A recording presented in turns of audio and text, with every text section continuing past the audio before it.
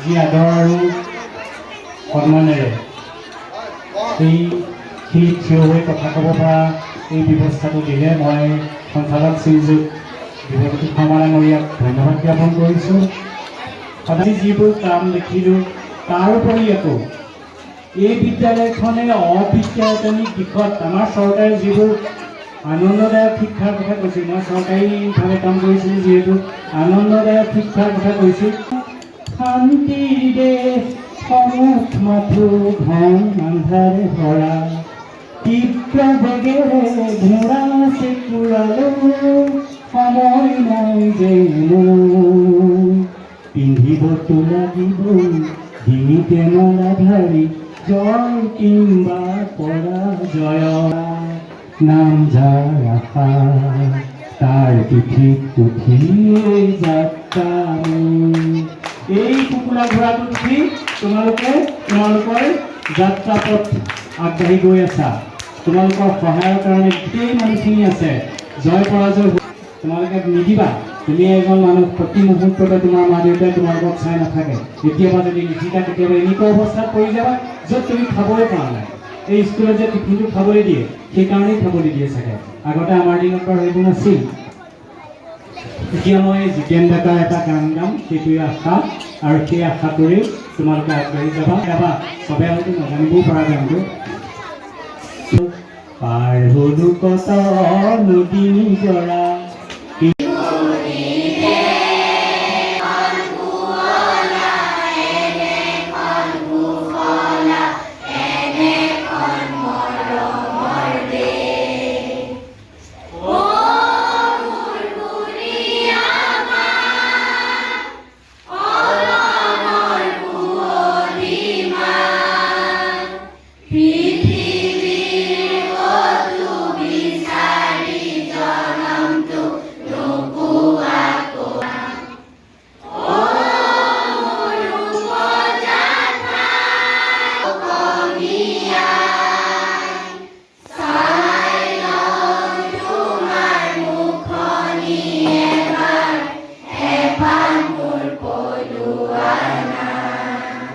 মেল বা সেইদিনা ধান ৰোৱাৰ যি পদ্ধতি বা আগতে আমাৰ দেৱজ্যোতি শৰ্মা ডাঙৰীয়া ইয়াৰ সঞ্চালক মহোদয় যিজনে পথাৰত নিজে হাল বোৱাৰ যিবোৰ আমি কাম দেখোঁ, এই অনুষ্ঠানবিলাকৰ যেনেকৈ আকৌ শিক্ষক দিৱস পাতি পেলাই তেখেতসকলে শিক্ষক ছাত্ৰ আৰু অভিভাৱক সন্মিলন পাতে। এই ব্যতিক্ৰমী অবিদ্যায়তনিক বিষয়বিলাকে বিদ্যায়তনিক বিষয়ৰ লগত সংগতি ৰাখি যিবোৰ কাম কৰি আছে সেইবোৰ কিন্তু জাতীয় বিদ্যালয় প্ৰত্যেকখনে নকৰে। ক'ৰবাৰ পৰা হয়তো ষ্টেণ্ড কৰা ছাত্ৰ ছাত্ৰী ওলাইছে, কিন্তু সেই ছাত্ৰ ছাত্ৰীটোৱে চিনামৰা জাতীয় বিদ্যালয়ৰ দৰেই এজন মানুহ হোৱাৰ যি পদ্ধতি, সেই পদ্ধতিটোত কিন্তু অংশগ্ৰহণ কৰিব পৰা নাই বুলি মই ভাবিলোঁ আজি। ব্যতিক্ৰমী এটা অনুষ্ঠান। মই আপোনাসকলেও জানে হয়তো যে মই বিভিন্ন সময়ত সভা সমিতিতেই বেছি ব্যস্ত থাকোঁ। অথচ এই সভা সমিতিত যিবোৰ বক্তৃতা প্ৰদান কৰোঁ সেইবোৰতকৈ আজি এই অনুষ্ঠানটোত সংপৃক্ত হৈ ছাত্ৰ ছাত্ৰীৰ লগত সংপৃক্ত হৈ বেলেগ বিদ্যালয়লৈও গৈছোঁ, চাকৰি জীৱনতো বিদ্যালয়সমূহলৈ গৈছোঁ। মই মাইক এটাৰ ওচৰত থিয় হৈ ডাইচ এখনৰ ওচৰত বহি মই ছাত্ৰ ছাত্ৰীক বহুত দূৰৰ পৰা কথা ক'ব লাগে। আজি একেবাৰে লগতে থাকি এই ককা নাতিৰ যিটো মেলৰ যিটো মানে আস্বাদন যিটো মই কৰিলোঁ, যি মৌ পালোঁ আজি, সেই মৌ মই হয়তো মানে মোৰ জীৱনটোত মই এনেকৈহে ভাবিছোঁ যে আজিৰ দিনটোৱে মোক কেইবছৰমান আকৌ জীয়াই থকাৰ যেন মোক প্ৰেৰণা দিলে। কাৰণ তেওঁলোক শুনিছে, মই তেওঁলোকৰ হৈ এজন কথা ক'ব পাৰিছোঁ। মোৰ নাতিটোৱে যেনেকৈ কথা শুনে মোৰ তেনেকৈ শুনি আছে কিছুমান।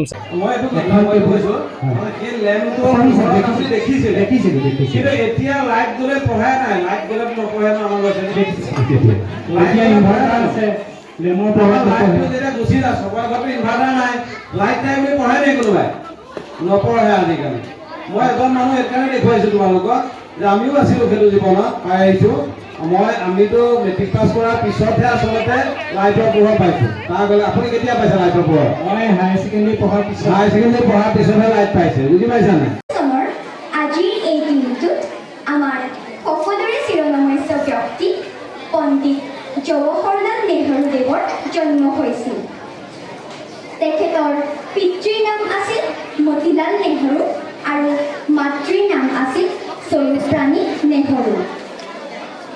জৱাহৰলাল নেহেৰু 15 বছৰ বয়সলৈকে বিদ্যালয়লৈ যোৱা নাছিল। ঘৰুৱা শিক্ষকৰ দ্বাৰা ঘৰতেই শিক্ষা গ্ৰহণ কৰিছিল। 15 বছৰ বয়সৰ পাছত তেওঁৰ দেউতাক মতিলাল নেহেৰুৱে ইংলেণ্ডৰ হেৰো নামৰ এখন স্কুলত আচলতে শিক্ষা হ'ল যে আত্মবিকাশ আৰু আত্মসংস্কৃতি তাৰ জীৱনজোৰা নেৰানেপেৰা প্ৰচেষ্টা। ককা নীলমণি ফুকনে কৈছিলে যে প্ৰকৃত শিক্ষা সেইটোহে, কেৱল শিক্ষাগত পুথিগত শিক্ষাই সম্পূৰ্ণ নহয়। যেতিয়া যিটো শিক্ষাই হাতে কামে ব্ৰেইনৰ দ্বাৰা পৰিচালিত হৈ প্ৰেক্টিকেলি কামটো শিকে, এইটোৱে আচলতে প্ৰকৃত শিক্ষা। গতিকে চেনামৰা জাতীয় বিদ্যালয় মই সভাপতি হৈ আজি থকা অত বছৰ যি জানিলোঁ, তেখেতলোকে আমাৰ সন্মানীয় দিলীপ বৰদলৈ কৈছে তেখেতে বিদ্যাৰ্থিনীক দিশতেই নহয়, অবিদ্যাৰ্থিনী দিশে কেনেকৈ ছাত্ৰ ছাত্ৰীৰ উৎকৰ্ষ সাধন কৰিব পাৰে সেইটোৱে শিক্ষা। কাৰণ সেই মহাত্মা গান্ধীয়েও কৈছিলে সেইবিলাকে প্ৰকৃত শিক্ষা, য'ত শাৰীৰিক মানসিক নৈতিক আৰু আধ্যাত্মিক উৎকৰ্ষ সাধন হয়। আৰু আব্দুল কালামেও কৈছিলে যে ছাত্ৰ ছাত্ৰীৰ প্ৰথমতে লক্ষ্যটো ৰাখিব লাগে, তাৰপিছত তেওঁলোকক জ্ঞান অৰ্জন কৰিবলৈ চেষ্টা কৰাব লাগে, আৰু তাৰপিছত তেওঁলোকে কঠোৰ পৰিশ্ৰম কৰি যাতে অধ্যৱসায় কৰি উন্নতিৰ পথত আগবাঢ়িব পাৰে। এইটো চিনামৰ জাতীয় বিদ্যালয়ে এটা সুন্দৰ পদক্ষেপ দাঙি ধৰিছে, আৰু তাৰ কাৰণে মই সঞ্চালককে প্ৰমুখ্য কৰি সকলো ইয়াৰ লগত জড়িত থকা বিষয়বোৰকে মই ধন্যবাদ আৰু কৃতজ্ঞতা জনাইছোঁ।